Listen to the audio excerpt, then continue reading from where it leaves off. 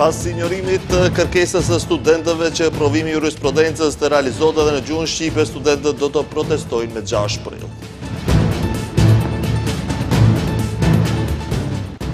Kryetari i LSDM-s Venko Filipçe ka akuzuar kryeministrin Mickoski se po shtyn vendin drejt izolimit.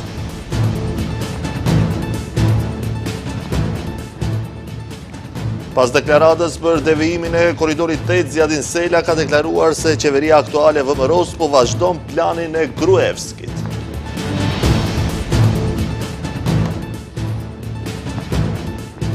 Pas një muaj shtrejtimi, çmimi i dizelit nuk ndryshon, do të ketë ulje të lehtë të çmimit të benzinës.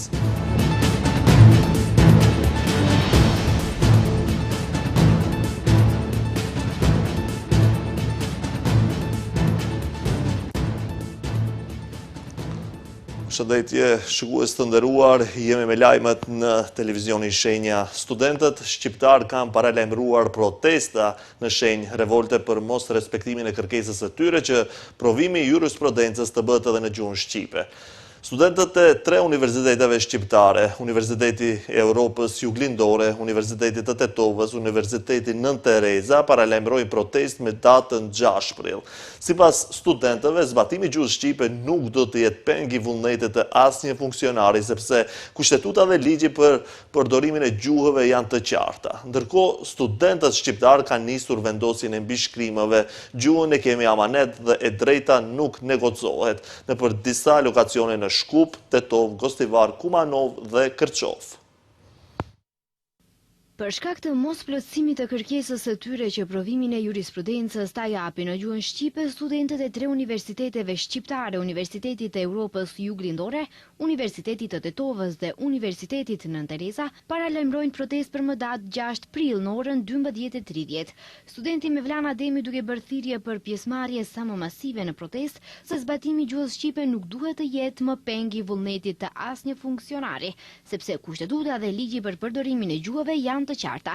Nga fillimi tek ura e gurit në qashin ton, mua aty ku fillon edhe kultura jon dhe tradita jon kulturore këtu në Maqedoninë e Veriut, do marshojmë prej aty drejt Ministrisë së Drejtësisë. Për këtë arsye u bë thirrje të gjithë qytetarëve të Republikës së Maqedonisë që t'i bashkohen kauzës tonë dhe protestës studentore. Edhe studenti Jon Selimi u bën thirrje politikanëve që mos ta politizojnë kërkesën e tyre dhe mos i përdorin ata si litar secili në anën e tij, por të ofrojnë zgjidhje konkrete. Që bëj apel të gjitha partive politike të mos e politizojnë kauzën tonë. Kauza jonë është e pastër studentore dhe si e tillë do mbetet. Gjithashtu ju bëjmë apel edhe institucioneve të marrin masa sa më shpejt, nuk qëndrojnë deklaratat albanofobe të Fillkovit e as semizgjidhjet e Mickovskit. Pra, ju bëjmë thirrje edhe njerë, mos na përdorni si litar duke na tërhequr secili në anën e vet, por na mundsoni zgjidhje reale. Për pjesëmarrje në protestë bëjnë thirrje edhe shoqatave civile. Ndërkohë studentët shqiptar kanë nisur vendosjen e mbishkrimeve gjuhën e kemi amanet dhe e drejta nuk negociohet nëpër disa lokacione në Shkup, Tetov, Gostivar, Kumanov dhe Kërçov. Ministri i Drejtësisë Igor Filkov ka deklaruar i prerë se provimi i jurisprudencës nuk mund të mbahet në gjuhën shqipe, pavarësisht ligjit për përdorimin e gjuhëve. Kryeministri Hristian Mickoski, edhe pse një herë tha se kjo kërkesë e studentëve mund të përmbushet, më vonë ndorroi qendrim, duke thënë se ligji aktual nuk e lejon provimin e jurisprudencës në Shqip. VMRO DPMN reagoi ndaj deklaratave të kreut të LSDM-s Venko Filipçe, duke i cilësuar ato si të dëmshme dhe të rrezikshme për interesat kombëtare. Nga kjo parti pyesi nëse LSDM është e vetëdijshme për pasojat e deklaratave të tilla, të cilat sipas tyre përbëjnë tradhti kombëtare dhe shkatrim të identitetit, duke i lidhur ato edhe me siç theksojnë propozimin francez dhe marrëveshjen me Bullgarinë. VMRO DPMN pretendon se nëse këto qendrime janë të vetëdijshme, atëherë bëhet fjalë për veprime të qëllimshme të lidhura me interesa biznesi, ndërsa në të kundërtën i bëjnë thirrje mbështetësve të LSDM-s të ndërgjegjësohen. Sipas VMRO-s, deklaratat e Filipçes, të cilët paraqiten si shqetësim për të ardhmen e vendit, në fakt janë paravan për tradhti.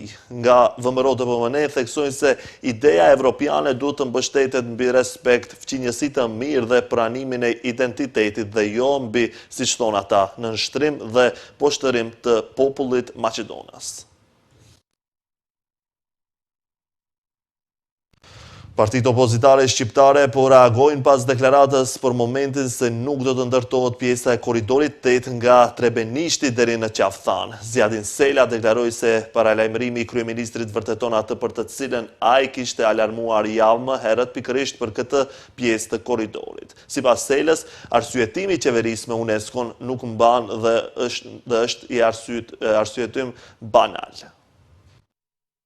Paralajmërimi i kryeministrit se do të ketë ndryshime dhe se pjesa e korridorit 8 nga Trebenishti deri në Qaftan nuk do të ndërtohet, ka nxitur reagimin e opozitarëve shqiptar. Zjadin Sela thot se paralajmërimi i kryeministrit vërteton atë për të cilën ai kishte alarmuar javë më herët, pikërisht për këtë pjesë të korridorit. Sipas Selës, arsyetimi i qeverisë me UNESCO nuk mban dhe është arsyetim banal. Për Selën, autostrada Kërçov-Ohër është ajo që e rrezikon UNESCO më shumë se korridori 8, shton se zona e mbrojtur nga UNESCO në rrezik është edhe më shumë nga ndërtimet pa leje në Ohër dhe Strug.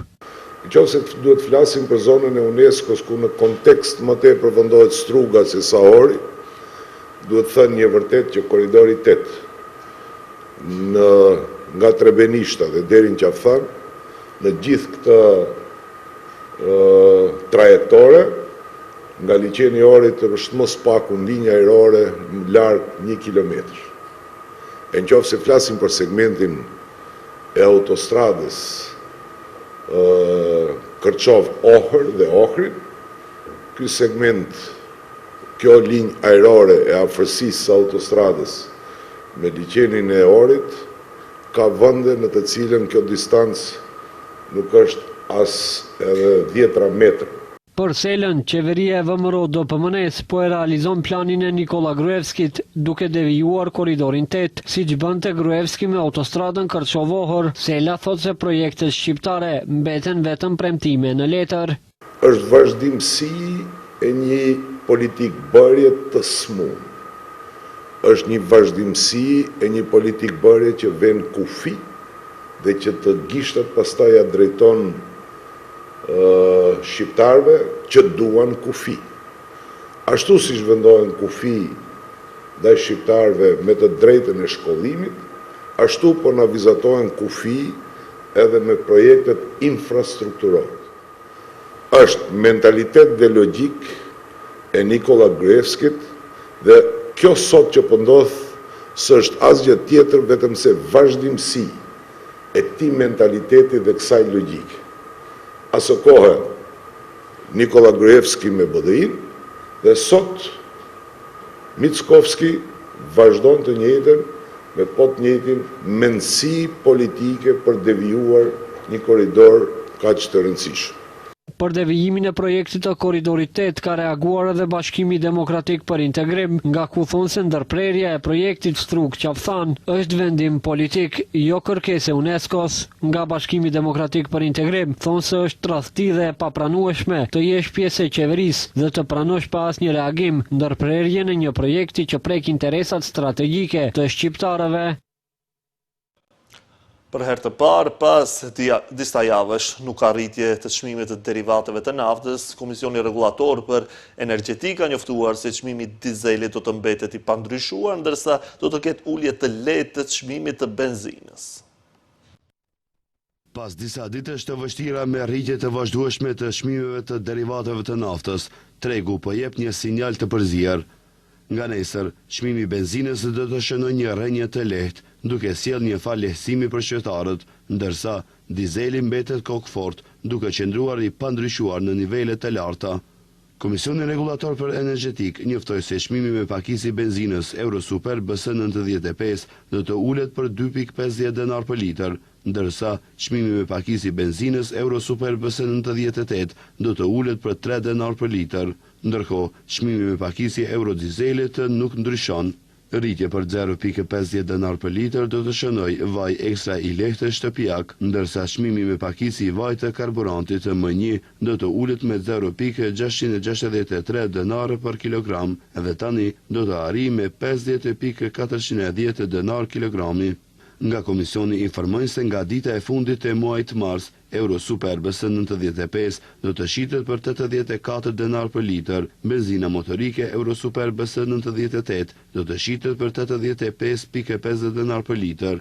Dizeli, ashtu si ka qenë deri më tani, pra do të shitet për 95.50 denar për litër, kurse vaj ekstra hilet për karburantin 1 do të shitet për 92.50 denar për litër dhe mazuti më 1 do të shitet për 50.410 denar për kilogram. Kujtojmë se për të zbutur këtë rritje të madhe të çmimeve të derivateve të naftës, qeveria ka marrë vendim që ta ulin TVSH-n nga 10 deri në 18%. Megjithatë, autoritetet shtetërore disa herë sigurojnë qytetarët se nuk ka krizë. Vazhdon edhe më tutje betejë për vulat e ASH-s. Zjadin Sela në konferencën e fundit njoftoi se kanë ankimuar vendimin për çështjen e vulave të ASH-s pas vendimit që të njëjtat t'i takojnë Arben Taravarit. Sela tha se nuk do të lejojnë asnjëherë që ASH-ja të bëhet mjet të cilën të tjerët do ta keqpërdorin për të arritur qëllimet personale të errta. Megjithatë, njoftoi edhe për hapjen e lidhjes shqiptare Partia e Re, e cila është hapur nga gushti i vitit të kaluar. Sipas Selës, lidhja shqiptare është hapur që në rast të zgjedhjeve të përdoren vulat dhe të mos futen nën ombrellen e subjekteve të tjera politike.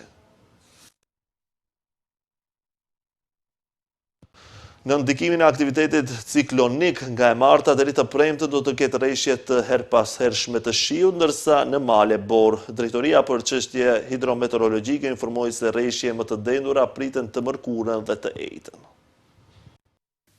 Për shkak të depërtimit të një mase të re ajri, shumë më të ftoftë nga veriu drejt Evropës jugore dhe juglindore, mbi Italinë jugore e veçanërisht mbi detin jon, do të formohet një sistem ciklonik sekondar i thellë, i cili do të ndikojë ndjeshëm në motin në Maqedoninë e Veriut, duke filluar nga mbrëmja e së martës dhe në ditët në vijim, duke sjellë rreshje të reja të dendura. Në zonat më të ulta rreshjet do të jenë në formë shiu, ndërsa në zonat më të larta dhe në malet mbi 1000 metra do të jenë në formë dëbore, ku shtresa e borës mund të rritet deri në 50 cm.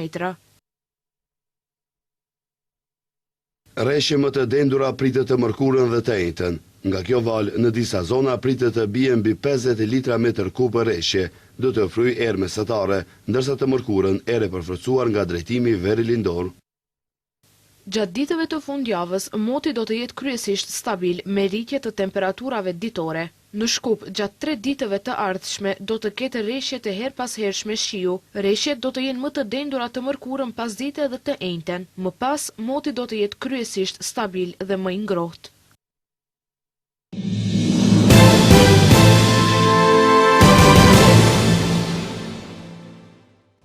Kryeministri i Kosovës Albin Kurti në një konferencë për media pas mbledhjes së qeverisë ka folur për çështjen e zgjedhjes së presidentit të vendit. Ai deklaroi se do të bëj ftesa për takime me kryetarët e partive opozitare. Mes të tjera, Kurti ka ripërsëritur edhe një herë deklaratën se në seancën e zgjedhjes së presidentit duhet të jenë prezent 85 ose 86 deputet.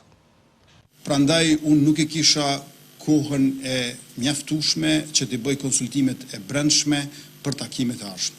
Padyshim që do të bëj ftesa për takime për kryetarët e partive opozitare në mënyrë që të shohim se cilat janë rrugët ashtu që të arrijm numrin prej së paku 80 deputetëve po e ritheksoj, unë nuk besoj që është mirë të jemi veç se 80 apo 81, duhet të jemi rreth 85, 84 deri në 86 që të jemi të sigurt në mënyrë që ta zgjedhim presidentin aty dhe për këtë do të bëj edhe ftesa e do të zhvillojmë edhe takime, por çfarë ofertash e kërkesash do të ketë në ato takime, duhet të presim që të ndodhin ato takime. Serbia ka arritur marrëveshje për zgjatjen e kontratës ekzistuese për furnizim me gaz nga Rusia, njoftoi presidenti serb Aleksandar Vučić më 30 mars, duke bërë që Moska të mbetet furnizuesja kryesore e Beogradit me gaz natyror.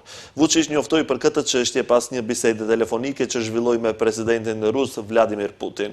Marrëveshja e re është për 3 muaj dhe sipas saj Serbia do të mund të importojë 6 milion metra kub gaz nga Rusia. Në një konferencë për media, Vučić tha se çmimi i gazit do të jetë ndërmjet $320 dhe $330 për 1000 metra kub. Këto kushte a i vlerësoj si shumë të favorshme, për çka falenderoj Putinin, që nga pushtimi rus i Ukrainës, Serbia ka filluar të ullë varësin nga gazi i Moskës, por ende më shumë se 80% e nevojave për këtë i mbulon nga Rusia. Serbia është i vetmi vend kandidat për antarësim në BE në Ballkanin Perëndimor që nuk ka vendosur sanksione ndaj Rusisë për shkak të pushtimit të Ukrainës.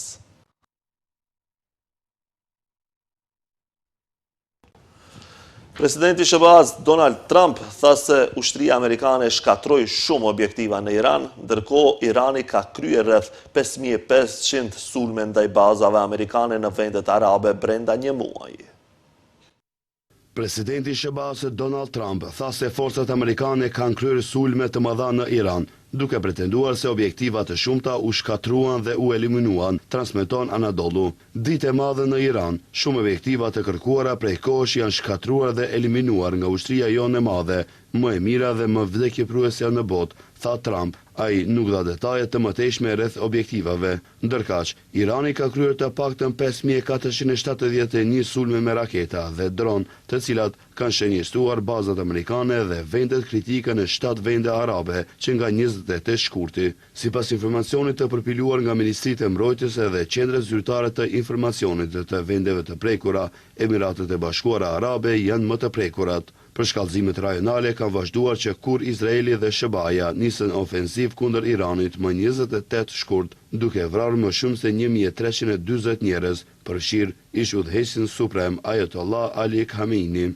Irani është kundërpërgjigjur me sulme me dron dhe raketa që kanë shënjestuar Izraelin, Jordanin, Irakun dhe vendet e gjirit që strehojnë asete ushtarake amerikane, duke shkaktuar viktima dhe dëme në infrastrukturë, ndërsa kanë prishur tregjet globale dhe aviacionin. Kjo ishte e gjitha për këtë edicion informativ. Faleminderit për momentin, bashkë miru pafshim.